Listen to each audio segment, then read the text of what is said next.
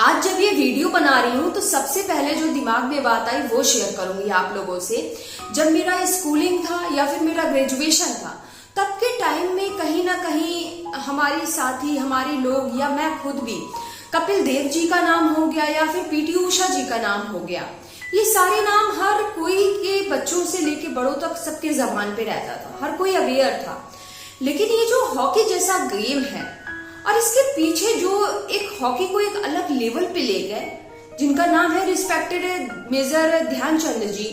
जिनके जन्म दिवस के अवसर पे ये सेलिब्रेशन हो रहा है नेशनल स्पोर्ट्स डे का, उनका नाम कभी मुझे नहीं लगता कि किताबों के पन्नों में भी मैंने पढ़ा हो या उनके बारे में बायोग्राफी टीचर्स ने पढ़ाई हो, हमारे चैप्टर, हमारे सिलेबस में वो रहा हो कि या फिर जीके में कि हाँ कोई हॉकी का ऐसा प्लेयर या फिर ऐसा नाम आप बताइए। जैसे जीके के क्वेश्चन आते हैं तो उस तरह से कोई क्वेश्चन भी नहीं कभी सामने आया कि हाँ किसको हॉकी का जादूगर बोला जाता है, विजार्ड के नाम से किसको जाना जाता है, हॉकी विजार्ड। तो इस तरह के कोई मुझे बिल्कुल नहीं। तो ये चीज मैं आप लोगों से भी पूछना चाहती हूँ कि आप लोग के साथ भी ऐसा आपने कहीं ना कहीं फील किया है क्या कि ध्यानचंद जी का नाम कहीं ना कहीं मिसिंग था तब के टाइम में। और इसका सबसे बड़ा प्रूफ तो मैं ये देना चाहूंगी,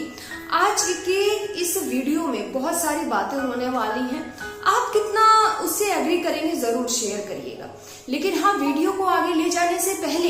ये जरूर बता दूं कि एक सत्य के तर्क पे ये बात मैं अपनी वीडियो की शुरुआत करूंगी कि हमारे भारत में ही रह रही हूँ तो यहीं से जो एक्सपीरियंस लिया है, जो चीजें देखी है वो शेयर करूंगी। अक्सर क्या होता है हमारे आपके साथ, चाहे वो परिवार हो या फिर समाज हो या फिर ये नेशनल लेवल की कोई किसी भी तरह की कोई बात हो, सिर्फ यहाँ ध्यानचंद जी नहीं, आज बहुत से लोग सोशल मीडिया पे लिख रहे हैं कि ध्यानचंद जी को भारत रत्न से जरूर नवाजा जाना चाहिए था, जो बिल्कुल भी नहीं हुआ। भारत रत्न की तो बात दूर है, जो मैं सत्य का जो तर्क रखने की बात कर रही थी वो ये है कि कभी कभी हमारे देश में होता क्या है, भारत में स्पेशली, कि जीते जी लोगों की कोई वैल्यू नहीं है, कोई ध्यान नहीं है। इस तरह से बहुत सारी ऐसी चीज इतिहास के पन्नों में सिर्फ ध्यानचंद जी नहीं, बहुत सारे ऐसे नाम हैं जिससे हम आप अवेयर नहीं हैं और जिस मान सम्मान के वो हकदार थे वो उन्हें उस समय पे मिला नहीं। और जब ऊपर जाने के बाद, भगवान या ईश्वर के पास आप बोल सकते हैं जाने के बाद, अब अवार्ड मिलने के बाद या कुछ होने के बाद उसका क्या फायदा है या फायदे को एक तरफ रखते हैं, उसकी वैल्यू कितनी है। अगर हम आज की डेट में कुछ काम कर रहे हैं, चाहे वो किसी भी एज ग्रुप का पर्सन हो, चाहे वो बच्चा हो, यंग हो या बुजुर्ग हो, तो अगर हम कुछ काम करते हैं तो हम जरूर चाहते हैं, चाहे वो घर हो चाहे ऑफिस से हो, कि हमें अप्रिशिएशन मिले, लोग अप्रिशिएट करें या उस चीज के लिए हमको कुछ ऐसा अलग कुछ कर रहे हैं तो उसके लिए कुछ प्राइज भी मिले। जैसे छोटे छोटे बच्चे कैसे होते हैं कि हाँ हमने आज ऐसे किया, हमको कुछ प्राइज चाहिए। तो उसी के तर्क पे ये बातें रखूंगी कि ध्यानचंद जी ने जो किया देश के लिए और हॉकी जैसे गेम को जिस लेवल पे वो लेके आए तब के टाइम में जब ब्रिटिश का रूल था, हमारा देश आजाद भी नहीं हुआ था। तब के टाइम में जब उन्होंने सेना में जब वो भर्ती हुए, सिर्फ और सिर्फ उनके महीने की जो तनख्वाह थी सिर्फ और सिर्फ 5 रुपए थी। 5 रुपए क्या उस समय में रहा होगा आप भी समझ सकते हैं। ये जब मैं पढ़ रही थी तो मुझे भी याद आ गया कि हाँ हमने भी अपने जमाने में 20 पैसे 10 पैसे हमारे जमाने में चलते थे। मैं अपनी चाइल्डहुड डेज की बात बता रही हूँ और 25 पैसा भी रहता था तो मजे से चलो स्कूल गए तो एक चूरन तो उसमें मिल ही जाता था, लिया खाया चलो हो गया, है ना। या फिर इमली, बहुत सारी चीजें ठेले पे एक साथ मिलती थी तो 25 पैसे 1 रुपए भी बहुत होते थे तब के टाइम में। और आज तो समय बदल गया, 2021। तो ध्यानचंद जी की जो सैलरी थी उस समय सिर्फ और सिर्फ 5 रुपए थी, सोच के देखिए। और जो कंडीशन है उनकी बायोग्राफी ये बिल्कुल नहीं है इस वीडियो में, कुछ ऐसी सच्चाई बस लेके आई हूँ जो मुझे महसूस हुई देखने के बाद। आज के इस नेशनल स्पोर्ट्स डे के ओकेजन पे वो शेयर करूंगी। आप लोग जरूर बताइएगा क्या एक्चुअल में ऐसा होता है। तब तो देश आजाद नहीं था। आज भारत सरकार ने इतने सालों के बाद एक डिसीजन लिया गया, जो खेल का सबसे बड़ा पुरस्कार था राजीव गांधी खेल रत्न। बहुत खुशी हुई थी उस दिन जब ये नाम बदल के ध्यानचंद जी के नाम पे इस अवार्ड को बदला गया कि अब वो अवार्ड जाना जाएगा मेजर ध्यानचंद खेल रत्न के रूप में। तो कहने का मतलब ये है कि आज वो हमारे बीच में नहीं है, अमर तो है ही वो बिल्कुल, लेकिन शायद मुझे ऐसा लगता है कि अगर किसी को मान सम्मान अवार्ड या बहुत सारी चीजें अगर उनके जीवित रहने पे मिले तो उसकी बात कुछ और होती है। ये बात लगी बहुत पढ़ते समय भी कि ध्यानचंद जी जिन्होंने 3 गोल्ड मेडल हासिल किए, हमारे भारत देश को दिए 3 गोल्ड मेडल हॉकी की टीम, और जो उन्होंने गोल किए अनकाउंटेबल, मतलब मोर देन, अगर पूरी लाइफ का अगर देखे जो उनकी जर्नी रही है, जो 23 वर्ष उन्होंने हॉकी में दिए, मोर देन 1000 यानी 1000+ गोल उन्होंने अपनी लाइफ में किए। और जब भी कोई मैच होता था उसमें सबसे ज्यादा जो टीम तो रहती ही थी, लेकिन जो गोल ज्यादा से ज्यादा होते थे वो ध्यानचंद जी के साइड से होते थे। अब आप सोच सकते हो वो इंसान जब अपने जीवन के लास्ट स्टेज में पहुंचता है, दिल्ली के एम्स में एडमिट किया जाता है जनरल के वार्ड में, जिन्हें लीवर कैंसर की प्रॉब्लम होती है, वहां पे कोई सपोर्ट नहीं, फाइनेंशियली इतनी प्रॉब्लम उन्होंने फेस की। लास्ट में ध्यानचंद जी कौन है, उन्होंने क्या किया, जरूर मैं बोलूंगी कि हाँ एक मिसिंग वर्ड है कि क्या किया गया उनके लिए। आशा रखूंगी, उम्मीद रखूंगी कि अब 2021 में एक बार फिर स्पोर्ट्स को एक अलग लेवल पे हमारे प्लेयर्स लेके गए हैं, जिसमें से ये 7 मेडल जो हमारे देश को इस बार मिले, भारत देश को, जिसमें से नीरज चोपड़ा को लेके जो गोल्ड मेडलिस्ट हैं, गोल्ड बॉय के नाम से जाने जा रहे हैं, नई पहचान उन्होंने दी है जैवलिन जैसे स्पोर्ट्स को, जैसे तब के टाइम में ध्यानचंद जी ने हॉकी को दिया था। तो वही चीज है कि आप देख सकते हैं कि 4 ब्रॉन्ज, 2 सिल्वर, 1 गोल्ड मेडल हमारे इन सारे प्लेयर्स ने ला के देश को दी है, जिसमें से नीरज चोपड़ा हो गए, मीराबाई चानू हो गई, पीवी सिंधु हो गई, लवलीना बोरगोहाइन हो गई, और ये हमारी हॉकी की पूरी टीम हो गई, और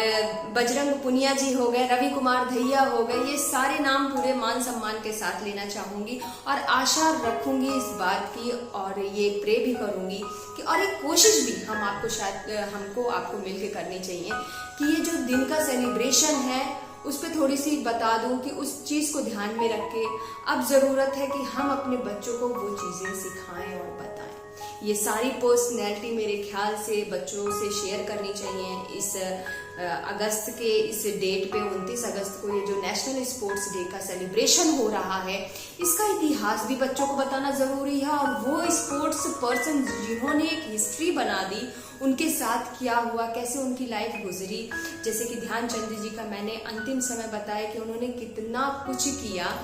और आज आप देखिए कि लाइफ का जो एंड हुआ उनका कितना तकलीफ दे था कि हाँ उन्हें जनरल वार्ड में रखा गया, कोई फैसिलिटी उस तरह से नहीं हुई, या इलाज उस लेवल से नहीं, उस हिसाब से नहीं किया गया जो उनको जरूरत थी, या वो जो भारत रत्न के बारे में आज बोला जा रहा है वो उनको नहीं दिया गया। और हाँ ये बात है कि उन्हें पद्म भूषण से नवाजा गया था, ये बात बिल्कुल सत्य है कि हाँ उन्हें पद्म भूषण मिला था अवार्ड। तो वही सारी चीजें, उन सब चीजों से हम लोगों को सीख लेनी है, और साथ ही साथ इस नेशनल स्पोर्ट्स डे जो कि फिजिकली मेंटली हर तरीके से हमारे लिए नया नए शब्द नहीं होगा अगर मैं आपको बोलूं कि हमारे बच्चों के लिए, हमारी अपकमिंग जनरेशन के लिए उसके क्या बेनिफिट है, बैठ के डिस्कस करना है, बच्चों को बताना है, और बच्चों को ये भी सिखाना है कि क्या जिस तरह से आज इन लोगों के बारे में हम बता रहे हैं, क्या हमारे आपके बच्चे भी इतिहास बना पाएंगे, या फिर ऐसे ही चलेगी दुनिया की, हम इतिहास बस पढ़ते जाएंगे, सुनाते जाएंगे। तो जरूर मोटिवेट करना है अपने बच्चों को, इंस्पायर करना है स्पोर्ट्स के प्रति, जो कि नेशनल स्पोर्ट्स डे का मेन मोटिव है। कहा जाता है कि 2012 में सबसे पहले इसका सेलिब्रेशन की घोषणा की गई। 2012 से ये हर साल 29 अगस्त को सेलिब्रेट किया जाता है। इस मोटिव के साथ, इसके पीछे 2 मोटिव है। सबसे बड़ा मोटिव तो ये है कि 29 अगस्त को रिस्पेक्टेड मेजर ध्यानचंद जी का जन्म दिवस भी है, तो उनके मान सम्मान के लिए ये दिन मनाया जाता है नेशनल स्पोर्ट्स डे के रूप में। और दूसरी चीज ये है कि जो जनता है हमारी, जो लोग हैं हमारे, उनका पूरा ध्यान कहीं ना कहीं से और गेम की तरफ, स्पोर्ट्स की तरफ अट्रैक्ट करने का, आकर्षित करने का, उसकी क्या मान्यता है, उसकी क्या वैल्यू है, उस चीज के बारे में लोगों को ज्यादा से ज्यादा अवेयर करना और बताना। और ये जो 2020 का टोक्यो ओलंपिक जो कोविड के चलते 2021 में अभी हुआ है, इसने काफी कुछ हमें सिखाया है, दिखाया है, बताया है। इसमें बहुत सारे लोगों की जो बायोग्राफी है, कुछ मेरे चैनल पे भी आपको मिलेगी, जिसमें से मीराबाई चानू हो गई, कितना स्ट्रगल उन्होंने किया। पीवी सिंधु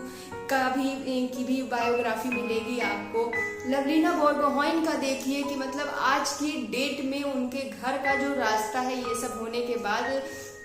उनके घर की सड़क पक्की, जाके घर तक जो रास्ता उनका गया है, जैसा कि आप लोग जानते ही होंगे कि कच्ची सड़क थी, और ये सब होने के बाद बहुत जल्दी तुरंत में ये डिसीजन लिया गया कि नहीं, वहां पक्की सड़क आज के डेट में रेडी है। तो आज भी कहीं ना कहीं से बहुत से ऐसे क्षेत्र ऐसे हैं जहां बहुत अच्छे अच्छे स्पोर्ट्स में लोग बहुत आगे जा सकते हैं, लेकिन फैसिलिटी आज भी नहीं है। तो आशा रखेंगे कि शायद हमारी आम जनता की बातें गवर्नमेंट तक पहुंचे और इन चीजों पे और ध्यान दिया जाए। फिलहाल किया ही जा रहा है, डे बाय डे चीजें, गलतियों से ही, चाहे हम हो चाहे कोई भी हो, गलतियों से ही हम लोग सीखते हैं। तो आने वाले टाइम में इस नेशनल स्पोर्ट्स डे में मैं यही कामना करूंगी कि जो हमारे देश के प्लेयर्स हैं, देश के कोने कोने में, उन्हें क्या सुविधा है, क्या सुविधा नहीं है, या जो अपकमिंग जनरेशन में जो हमारे स्पोर्ट्स को आगे ले जाने वाले लोग हैं, कहीं ना कहीं से वहां तक पहुंचना और उन्हें क्या सुविधाएं हम और प्रोवाइड कर सकते हैं, ताकि वो और बेहतर करें और अच्छे बने और एक रत्न के रूप में, भारत के एक रत्न के रूप में हमारे आपके सामने आए। और जल्द ही कोई ना कोई एक, जैसे कि नीरज चोपड़ा जी का नाम यहाँ पे एक इतिहास के पन्नों में जरूर आने वाले समय में लोग पढ़ेंगे, बताएंगे कि हाँ, नीरज चोपड़ा थे जिन्होंने जेवलिन जैसे गेम को एक नई पहचान दी और गोल्ड मेडल हासिल किया इस टोक्यो ओलंपिक में। तो बस ऐसा ही कुछ इंस्पायरिंग बच्चों से बात करना है कि हमारे आपके बच्चे भी इस तरह से कुछ करके दिखाएं। नेशनल स्पोर्ट्स डे की आप लोगों को ढेर सारी शुभकामनाएं और पूरे सम्मान के साथ मैं नाम लूंगी मेजर ध्यानचंद जी का, जिन्होंने हॉकी के लिए काफी कुछ किया है। बायोग्राफी तो नहीं थी, कोशिश करूंगी कि उनकी बायोग्राफी भी छोटी सी आप लोग के सामने जरूर लाऊं, बच्चों को बिल्कुल जानना चाहिए। लेकिन आज के दिन बस सिर्फ इतना ही। Thank you so much.